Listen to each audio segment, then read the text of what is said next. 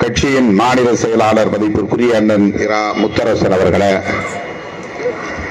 முன்னிலை வகித்து நெறிப்படுத்திக் கொண்டிருக்கிற தோழர்கள் பா கருணாநிதி, தாக்கு Venkatesan, S K Siva, K Gajendran, A Rajkumar, Pa Karthik ஆகிய தோழர்களே,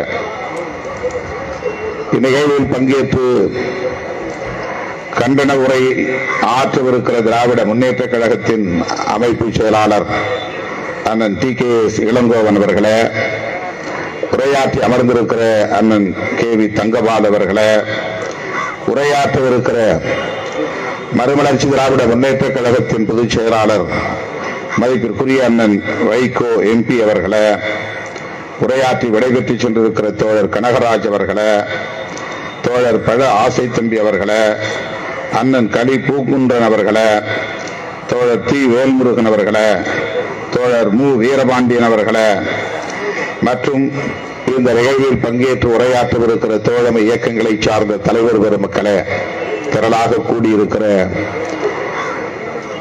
கம்யூனிஸ்ட் கட்சி தோழர்களே, உங்கள் அனைவருக்கும் எனது பணிவார்ந்த வணக்கத்தை தெரிவித்துக் கொள்கிறேன். அமெரிக்க அரசின் ஆணவ போக்கை கண்டிப்பதற்காக நாம் இங்கே திரண்டிருக்கிறோம்.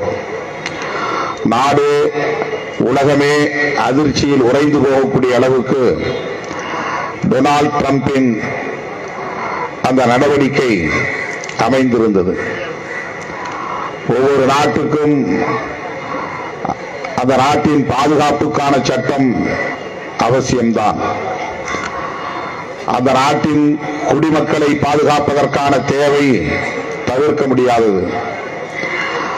அவர்களின் அனைத்து வளங்களையும் பாதுகாத்து அந்த நாட்டின் குடிமக்களை மேம்படுத்த வேண்டிய பொறுப்பு ஆட்சியாளர்களுக்கு இருக்கிறது.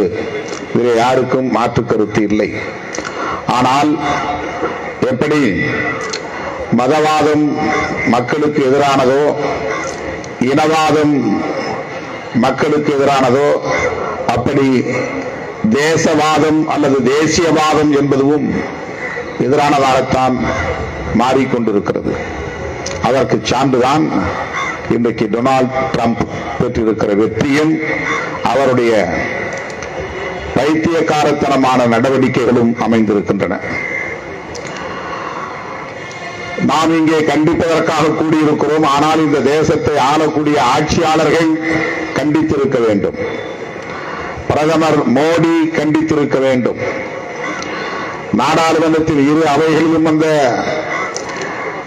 அமெரிக்க அரசின் ஆணவ போக்கை கண்டிக்கிற வகையில் எதிர்க்கட்சி உறுப்பினர்கள் எல்லாம் பிரதமர் அவைக்கு வர வேண்டும், அது குறித்து விளக்கம் தர வேண்டும் என்று வலியுறுத்தினோம், முழக்கங்களை எழுப்பினோம்.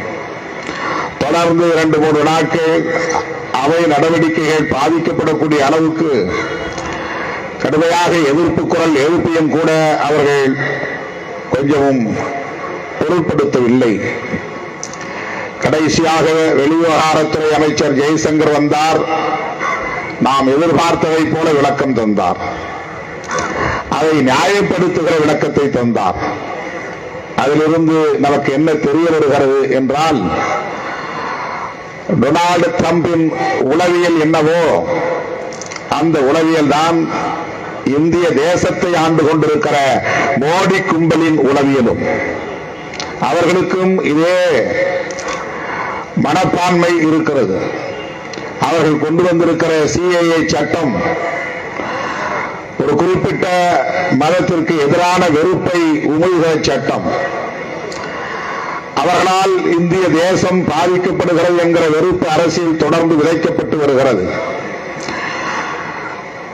அண்டை நாடுகளில் இருந்து இந்தியாவுக்குள் நுழையக்கூடிய, அதுவும் பாதிக்கப்பட்ட நிலையிலே, பல்வேறு காரணங்களால் பாதிக்கப்பட்ட நிலையிலே அடைக்கலம் தேடி வரக்கூடியவர்களில் இஸ்லாமியர்களை தவிர மற்றவர்களுக்கு நாங்கள் அடைக்கலமும் தருவோம், குடியுரிமையும் தருவோம் என்று சட்டம் இயற்றியிருக்கிறார்கள். அதுதான் சிஏஏ. இஸ்லாமியர்களை உள்ளே அனுமதிக்க மாட்டோம், உள்ளே வந்திருப்பவர்களையும் விட்டு வைக்க மாட்டோம். இதுதான் அவர்களின் நிலைப்பாடு. இன்றைக்கு அமெரிக்காவில் நடந்திருக்கிற இந்த நிலை டொனால்ட் டிரம்பின் இந்த ஆணவ போக்கு இன்னும் ஓரிரு ஆண்டுகளில் அல்லது சில ஆண்டுகளில் இந்தியாவிலும் நடைபெறப் போகிறது. இங்கே இஸ்லாமியர்கள் சட்டவிரோதமாக வந்து தங்கியிருக்கிறார்கள், அவர்களை வெளியேற்றுவோம் என்கிற பெயரால் இதே போன்ற நடவடிக்கைகளில் அவர்கள் ஈடுபடுவதற்கான வாய்ப்பு அதிகம். மோடியின் உளவியலும் டொனால்ட் டிரம்பின் உளவியலும் வேறு வேறு அல்ல. இங்கே இவர்கள் மதவெறியை உயர்த்தி பிடிக்கிறார்கள், அதன் அடிப்படையிலான ஒரு தேசியவாதத்தை முன்வைக்கிறார்கள். அதேபோல்தான் டொனால்ட் டிரம்ப் அங்கே நிற அடிப்படையிலான வாதத்தை உயர்த்தி பிடிக்கிறார்கள், அதன் அடிப்படையிலான தேசியவாதத்தை முன்வைக்கிறார்கள். இதுதான் அடிப்படையான வேறுபாடு.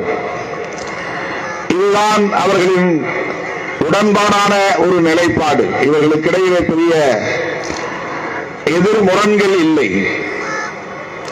மாறுபட்ட கருத்துக்கள் இல்லை. அதனால்தான் ஜெய்சங்கரால் அதை நியாயப்படுத்த முடிகிறது. ஒப்புக்காகவாவது ஒரு கண்டனத்தை தெரிவிக்க வேண்டும் என்கிற அணுகுமுறை அவர்களிடத்திலே இல்லை. ஜனநாயகத்தின் அடிப்படையிலே பார்க்கிற போது மனிதநேயத்தை நம்பக்கூடியவர்களை கொண்டிருக்கிற ஒரு நாடு இதை கண்டித்திருக்க வேண்டும். ஆனால் மதவாதத்தை தேசியவாதமாக உயர்த்தி பிடிக்கக்கூடிய இந்த சங் பரிவார் கும்பல் அதை நியாயப்படுத்துவதன் மூலம்தான் தங்களுடைய நடவடிக்கைகளையும் நியாயப்படுத்த முடியும். எதிர்காலத்தில் இன்றைக்கு நமக்கு இருக்கிற கவலை இதுதான். அமெரிக்காவிலே இருப்பவர்கள் எல்லாம் டொனால்ட் டிரம்ப் இப்படி மனித நேயமற்ற முறையிலே, மனித தன்மையற்ற முறையிலே நடத்துகிற இந்த கொடுமையை கண்டிக்க வேண்டும் என்கிற நிலை ஒரு புறம், இந்தியாவில் அப்படி கொடூரம் நிகழ்ந்துவிடக் கூடாது, அதை தடுக்க வேண்டும் என்கிற கவலை ஒரு புறம்.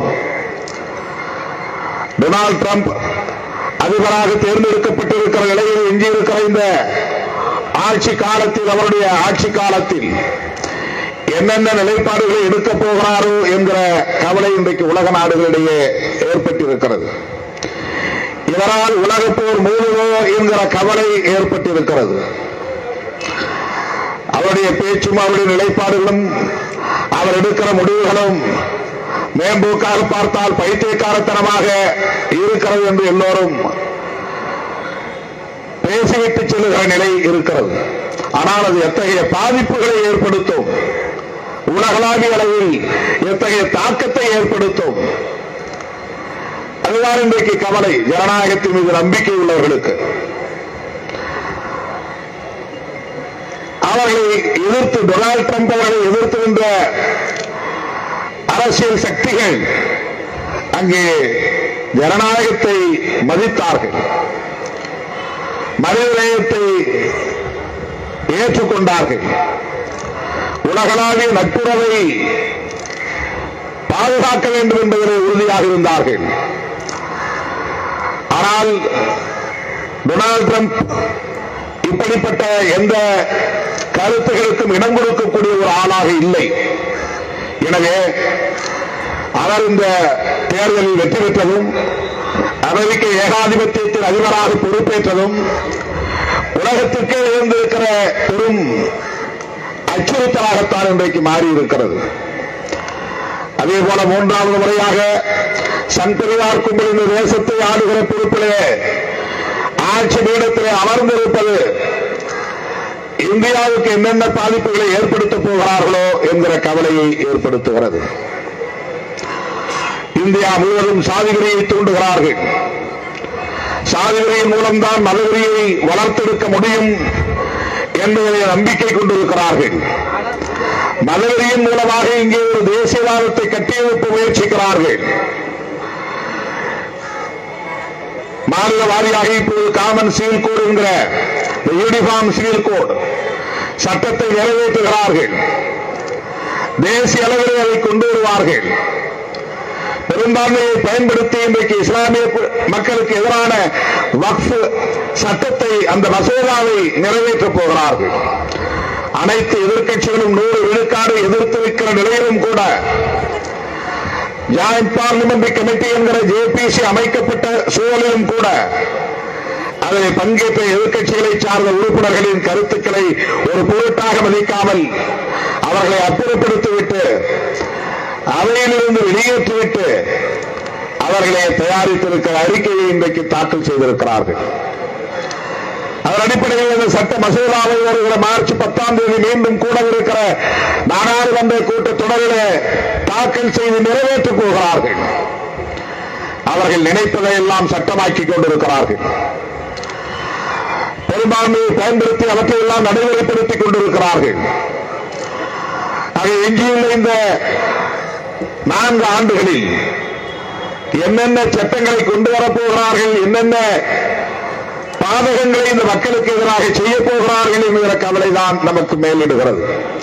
இந்த சூழலில் இந்தியா பிளாக் என்கிற இந்த எதிர்க்கட்சிகளின் கூட்டணி ஒற்றுமையாக இருக்க வேண்டும், வலுவாக இருக்க வேண்டும், ஒருங்கிணைந்து போராட வேண்டும் என்கிற தேவையை வரலாறு மீண்டும் மீண்டும் நமக்கு உணர்த்திக் கொண்டே இருக்கிறது.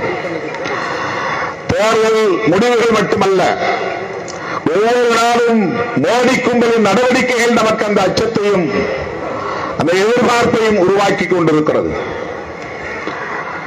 இந்தியா கூட்டணியில் இடம்பெற்றுள்ள மூத்த தலைவர்கள், காங்கிரஸ் போன்ற காலத்தால் முந்தைய பெரிய கட்சிகள் இதில் மிகவும் கவனமாக இருக்க வேண்டிய தேவை இருக்கிறது. இடதுசாரிகளுக்கு மிகப்பெரிய பொறுப்பு இருப்பதாக நான் நம்புகிறேன். நாடாளுமன்றத்திலும் சட்டமன்றங்களிலும் எத்தனை பேர் உறுப்பினர்களாக இருக்கிறோம் என்று அல்ல பிரச்சனை. கருத்தியல் ரீதியாக இது போன்ற கட்சிகளை வழிநடத்த வேண்டிய பொறுப்பு, அவர்களை நன்கு ஜனநாயக திசையிலே மடைமாற்றம் செய்ய வேண்டிய பொறுப்பு இடதுசாரி அமைப்புகளுக்கு இருக்கின்றன. இன்றைக்கு அமெரிக்க அதிபர் டொனால்ட் ட்ரம்ப் செய்திருக்கிற இந்த ஆணவ நடவடிக்கைகளை கண்டிக்கிற நிலைப்பாட்டை இந்திய கம்யூனிஸ்ட் கட்சி தான் மேற்கொண்டிருக்கிறது. இடதுசாரிகள் தான் இதை தொடங்கி வைத்திருக்கிறார்கள்.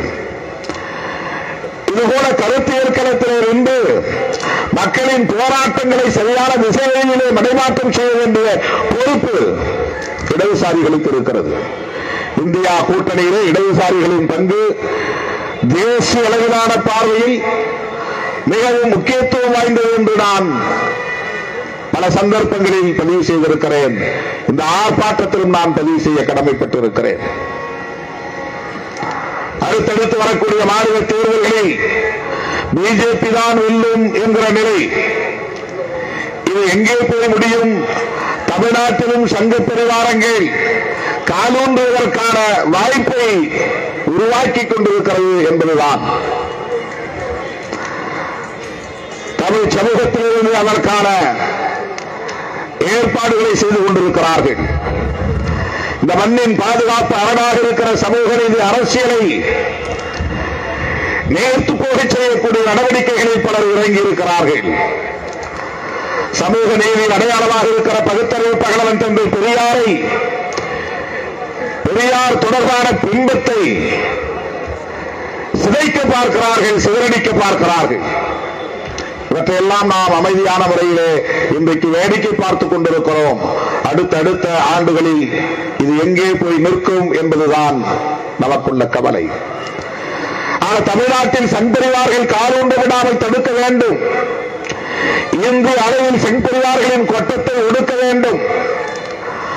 மதவெளி அடிப்படையிலான தேசியவாதத்தை மேலும் மேலும் வலுவாக்குவதற்காக அவர்கள் முன்னெடுக்கக்கூடிய அனைத்து சதி முயற்சிகளையும் முறியடிக்க வேண்டும். இந்த கோணத்தில் நாம் சிந்திக்கவும், செயல் திட்டங்களை வரையறுக்கவும், ஒருங்கிணைந்து களமாடவும் கடமை பெற்றிருக்கிறோம். இத்தகைய களத்தில் இடதுசாரிகளோடு என்றென்றும் விடுதலை சிறுத்தைகள் உற்ற துணையாக இருப்போம் என்பதை சொல்லி உலக நாடுகளை அச்சுறுத்திக் கொண்டிருக்கிற டொனால்டு டிரம்பின் ஆணவ போக்கை விடுதலை சிறுத்தைகளின் சார்பிலே வன்மையாக கண்டித்து வாய்ப்புக்கு நன்றி கூறி முடிக்கிறேன். நன்றி, வணக்கம்.